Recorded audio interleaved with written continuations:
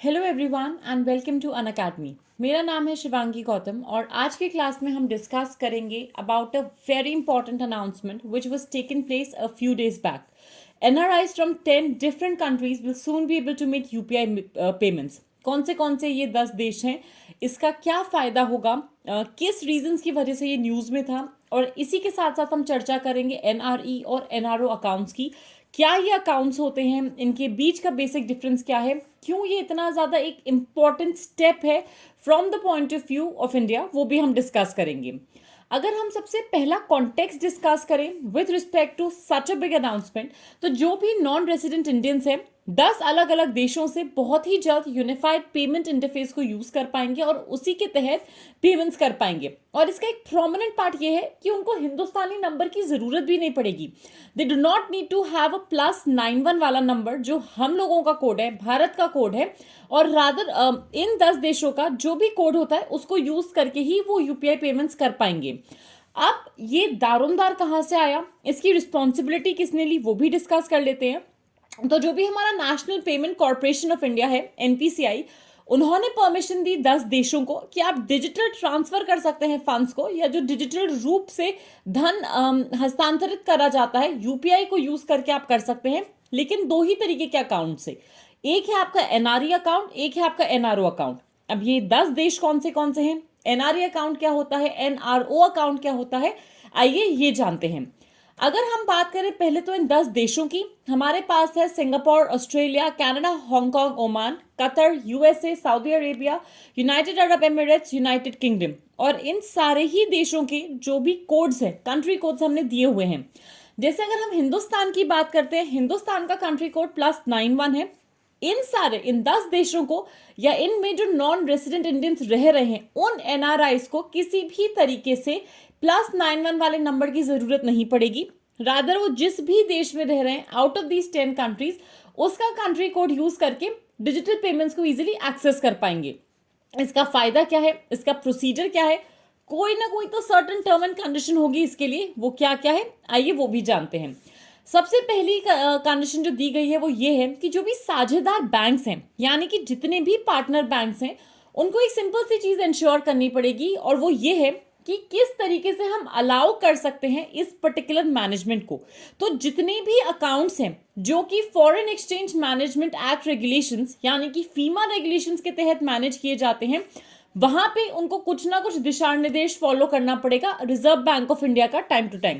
That is a prominent step कि भैया अगर आपके अकाउंट का फीमा के तहत रेगुलेशन है, जो भी गाइडलाइन, जो भी दिशा निर्देश आपको रिजर्व बैंक ऑफ इंडिया देगा, आपको वो फॉलो करना पड़ेगा।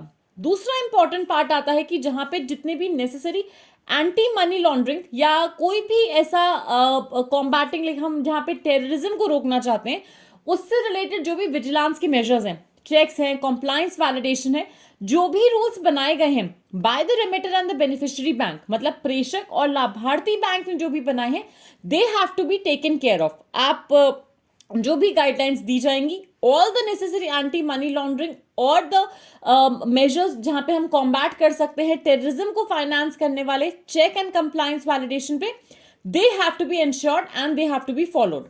अब इसी के साथ हमारा जो सबसे बड़ा सवाल आता है वो आता है अबाउट UPI, क्योंकि UPI को ही तो यूज किया जाएगा। अब ये UPI क्या है, ये रियल टाइम इन्वेस्टमेंट कैसे होता है, आइए वो जानते हैं।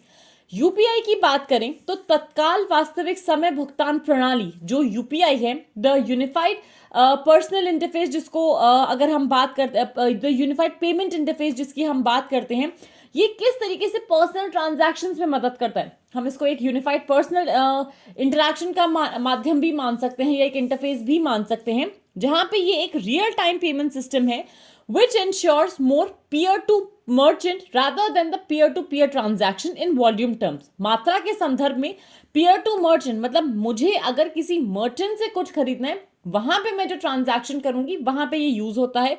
इन सिंपल टर्म्स, मुझे Amazon से, फ्लिपकार्ट से, कहीं से भी कुछ ऑर्डर करना है, I can easily do it via UPI payment. Transaction बहुत ही आसान कदमों में आप अपने मोबाइल के थ्रू कर सकते हो, कोई भी एप्लीकेबल चार्जेस नहीं होते, मतलब कोई भी शुल्क लागू नहीं होता है। और इसी अगर हम बात करें इसी यूनिफाइड पेमेंट इंटरफेस का सबसे बड़ा फायदा क्या है, आप मनी को रिक्वेस्ट कर सकते हो, पे कर सकते हो instantly, even on the bank holidays. तो अब आपको बैंक जाने की जरूरत नहीं अगर आपको किसी को पैसा ट्रांसफर करना है। कंप्लेंट्स रेज कर सकते हो मोबाइल ऐप के थ्रू डायरेक्टली, फंड ट्रांसफर कर सकते हो, बिल पेमेंट कर सकते हो एकदम निःशुल्क, फ्री ऑफ कॉस्ट। पेमेंट आप डायरेक्टली कर सकते हो एक वर्चुअल पेमेंट एड्रेस के तहत। आपको rather you don't have to go anywhere, और आप घर बैठे बैठे हजारों चीजें लेकिन ऑर्डर कर सकते हो। ना ही आपको पेई, जो भी पेई है ना तो वो, ना ही बेनिफिशियरी, किसी को भी किसी के बैंक डिटेल्स की रिक्वायरमेंट नहीं है। आप उनके रादर यूपीआई वॉलेट्स में ही अमाउंट को ट्रांसफर कर सकते हो जिसको वो आगे यूज कर सकते हैं फॉर वेरियस पेमेंट्स। आपको कोई भी अपना एटीएम कार्ड का डिटेल प्रोवाइड करने की जरूरत नहीं है, अकाउंट डिटेल प्रोवाइड करने की जरूरत नहीं है जब आप कोई भी इंपॉर्टेंट ट्रांजैक्शन लाइक कर रहे होते हैं।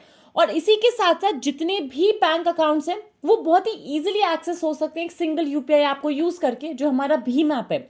In simple terms digital transaction को इतना आसान बनाने का काम यूपीआई के थ्रू ही हो पाया है। अब हमारे लिए जो अगला सवाल आता है वो आता है एनआरई वर्सेस एनआरओ अकाउंट का। और ये एनआरई अकाउंट और एनआरओ अकाउंट क्यों न्यूज में थे? क्योंकि जितने भी एनआरआई इन 10 देशों में रजिस्टर्ड हैं, अगर उनका एनआरई और एनआरओ अकाउंट है तो ही वो अपने सिंगापुर के नंबर, यूएस के नंबर से यूपीआई पेमेंट्स कर सकते हैं।